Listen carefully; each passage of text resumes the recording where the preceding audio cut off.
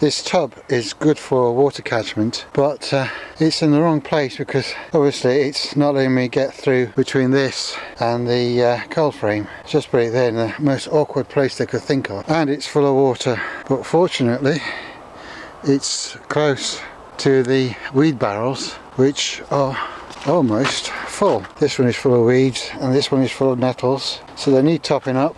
I'll use this to fill the weed barrels, and then I can move it somewhere else out of the way, and then I can get a wheelbarrow in here and clear up this lot. The bucket was used to hold the charcoal that I found under the hedge, so that's why the inside is black.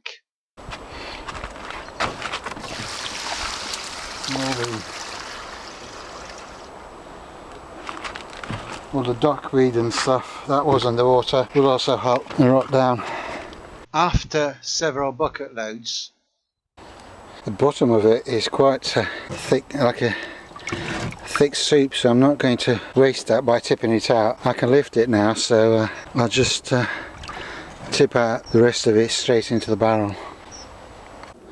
There's some mud and sludge at the bottom, but I'll clean that out later, and then this can be put back into service later, but I'll just put it on its side for now so it doesn't connect water. It's under this lot, so it'll stop it collecting water. Not the end of the world. If it does collect a little bit of water, I can just tip it into those, so that's not an issue, so long as it doesn't get full again. This bit I'll have to hand trim, and then I can get around those brambles and things with a wheelbarrow, because I want to be able to collect up all of those trimmings and put them in that pile for burning. I was wondering whether to remove this. Certainly this bit is not doing anything useful, but this, it obviously was used for plant supports, so it could be useful, and it's a bit of a job digging this stuff out, so I'll think about whether it'll be useful before I take it out, because once this stuff's cleared, then I will be able to go around the path and down here. So I've got enough space, so this could be useful for something. I haven't decided quite what yet, but it could be useful, so I'll keep it for now. It's a bit difficult trying to dig this stuff out because there's carpet there as well, so I have to work around all the carpet.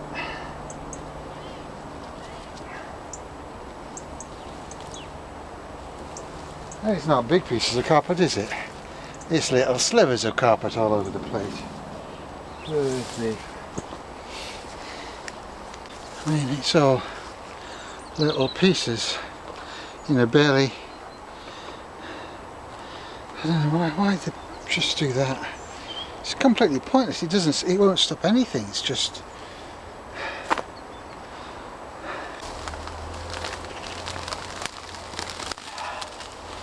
Does that place got the wire stuck in it? That's a massive root ball. Once I get it out, you can now see the root ball of the bramble. Of course it won't come out without a fight, but that's brambles for you.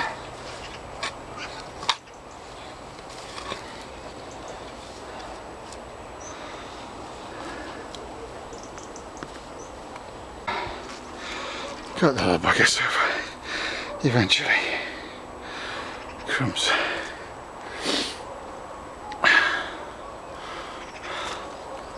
That little piece done. All of that to do yet. Crumbs. I might be here for a couple of days. But look at the roots of these things. It's just like solid. It looks like a little bit of nettle, but look at the size of the roots. It just keeps going. People say, oh, just put a bit of cardboard and put about an inch or so of compost on top, it'll all go away. This stuff won't. So I have to dig everything out, because nothing else works. You have to dig these roots out. There's no other way. I mean, I've broken some of them and it will come back, but what will come back will be smaller and weaker, and then I can deal with that, but this stuff is just in there solid. Yeah, just put some cardboard and get a little bit of mulch and it'll all go away. Yeah, right. And I'm a pink elephant. These things aren't going to go away with a bit of cardboard and mulch. And this thing is bugging me because now that I've cleared around it, I can see what it is. I don't see the point of it, but it's in there solid. So I'm going to have to get some heavy duty digging done.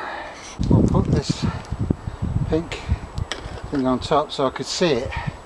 See, I was hiding amongst the weeds and I kept tripping on it. But after several minutes of digging, it's coming. There we go. Oh dear. Pleased with that. More than that, it's almost 60 centimetres in the ground. Not that much more above the ground, so I don't know what the point of it was, but at least it's out. Now I made a pothole, digging that out, I better put it back in, otherwise I'll put my foot in there and trip. Right, it's a bit better. That's one annoying thing less. I'll have to do the same for these other three, and that one looks like it's in there solid. God knows how deep that one is. The roots of these weeds are so thickly matted together that it's difficult to actually break a piece off. So it's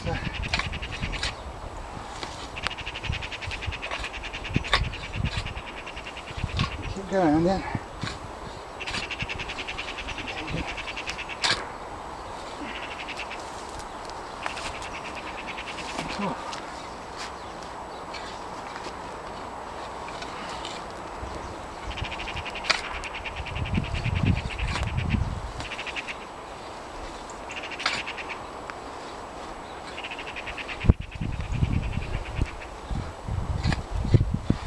that's actually my shirt, not my underpants. Apologies for the long view of my backside, but it couldn't be helped. Doesn't help. There's a lot of carpet back there as well. But you can see it comes out just a mass of roots. A little bit of soil, but not a lot of soil. But yeah, a mass. Just an absolute mass of roots. Right, well I've dug the weeds and cleared between this support frame and the bottom of the coal frame. And you can see there's still bits there I've got to sort out. I mean, there's stones there for who knows what reason, but at least I can see the bottom of the coal frame. I can now get a wheelbarrow through here, and I've got a bit of a path to the trees. Having a path to the hedge and the hawthorn tree makes life easier, as I can drop the prunings straight in the wheelbarrow. Right, I've got the wheelbarrow ready, my tools all set. I can get on with this. It's a right tangled mess. This is all dried bindweed that's been climbing up there. So yeah, it's quite a tangled mess of branches. See, that privet has grown and come this way and made a right mess over here, so that needs to be cut back as well. But yeah, that's looking a right mess. So I'm just cutting anything that's coming this way and hanging over this, because I want to put the bath here, but if I do that, I don't want this dropping loads of leaves in and not letting the bath fill with water. So this needs to be cleared. The roots of these brambles in front of the greenhouse go down a long way, so they've got a bit of a job to dig those out. Well, with these brambles, this huge root ball was actually under the ground, and this smaller one, I mean, that's the size of a golf ball. This one's quite a bit bigger, maybe about the size of a tangerine or a small orange. So they're first size, and they're on the ground, and then it's got all the energy of the plant, so it can keep sending out new shoots. So if you cut the shoots off there, I mean, this was, you can see by the colour where the ground level was. So if you trim it or cut it, it just keeps going back from this root ball. So and I try and get as much of these roots as possible as well. So things like this root here, I try and get as much of it as I can, and then it shouldn't come back. Of course, a bird will come along and poop out seeds, and then then it'll all start again, but then it'll be a young plant I have to deal with, not a deep-rooted established plant. I've started finding roof tiles and big pieces and laid flat. So obviously somebody here has tried to put some tiles down in the hope that it might stop the weeds, but obviously hasn't. And there's a lot of broken glass again as well. Crumbs. Never get rid of that stuff. But yeah, I mean they're quite big pieces. Now they're breaking as soon as I touch them, but they're full-size roof tiles. I don't know. Taking my gloves off to use the camera, but you can see they're quite fair-size pieces. So I don't know what the idea behind that was. Right, the front of the greenhouse is done, but I've got the front of the shed to do, so I've done just over half of it, and that was the worst bit. It's a little bit longer and it was more messy. This has got a lot of bricks and stuff lying about, so it's not as bad with brambles as the front of the greenhouse. I put a thick layer of mulch on, so that will suppress all the grass and weeds, so if any brambles come up now they'll be easy to spot. So in the spring anything that comes up I'll dig up, and then sometime either late spring, early summer I'll put comfrey along here. So yeah, I'm pleased with this bit. That's going to be another day's work by the time I've cleared that, and I might just clear a few buttercups from here, but there's nettles here which I don't mind, so I'll probably stop about here where the end of the shed is, right where this bar is. So I'll probably dig out what I can from around here and leave this lot here because well this will cover this up anyway until I get around to dealing with that. The brambles can sort of tread over that and hide it for a bit. This morning is a bit damp and drizzly, so I'm going to try and finish this, but it is a bit wet on the foot, so I started by going and getting a bit more of these clippings, so that when I've done that I've got a heap here ready just to turn over and cover this stuff. But before I do anything I've got to shift all these piles of rubbish and bricks and plastic and metal tiles and things. This is the back of the shed, which is wood, and this stuff is sort of like some sort of wood laminate, and underneath it is basically wood, and obviously I don't want that to be in touch with the wood chips, and you can see there's gaps so the mice and things can get in. So the plan is to put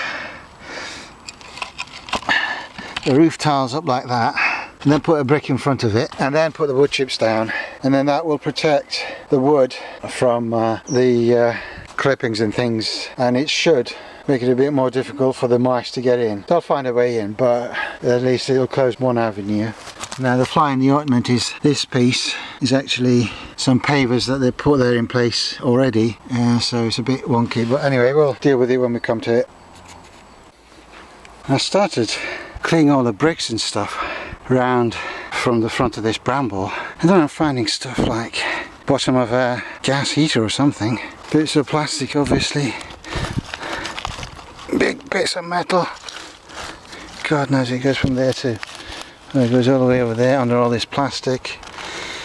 Oh God.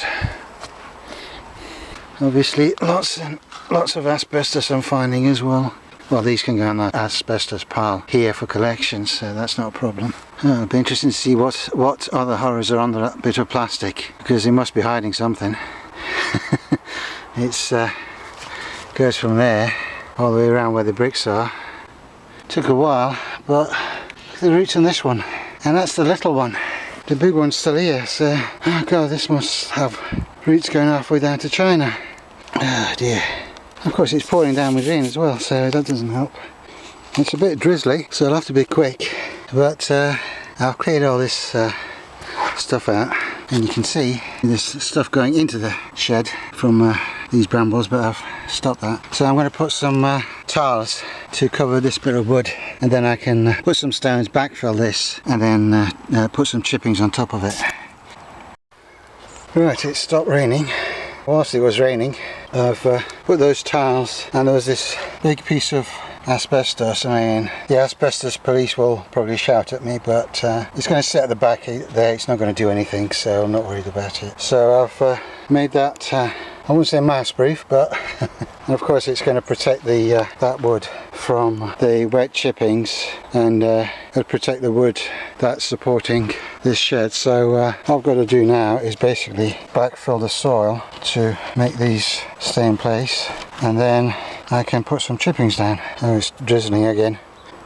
Right, I've put some soil against the tiles and stones. I mean, these stones here, they've just basically disappeared, but that's alright. So they'll hold all this in place. And it really doesn't matter, because once the comfrey is planted here, it's going to be covering all that anyway, so it doesn't matter if it's a bit like stones there are being covered and that been sticking out, or that brick sticking out. It won't matter, because the comfrey will cover all that. The important thing was that the chippings don't touch the wood of the shed, and that should do that job. Right, that's all done, and that job's finished. Now there should be hardly any weeds coming through this, and if any brambles come up, then I know where they are. They can't hide amongst the grass and other weeds whilst they're small, so I'll be able to find them. Obviously over the course of the winter this will all go down, but it should stop all the weeds coming through, and I can just deal with whatever comes through, and then I can plant the comfrey in sometime in the summer. And then the front of the greenhouse and the shed will be done, and hopefully it won't need any more attention apart from harvesting comfrey. Obviously the weeds will come back in due course, but this mulch will slow them down enough to give the comfrey a good start. I can then harvest both the comfrey and the weeds for liquid plant foods.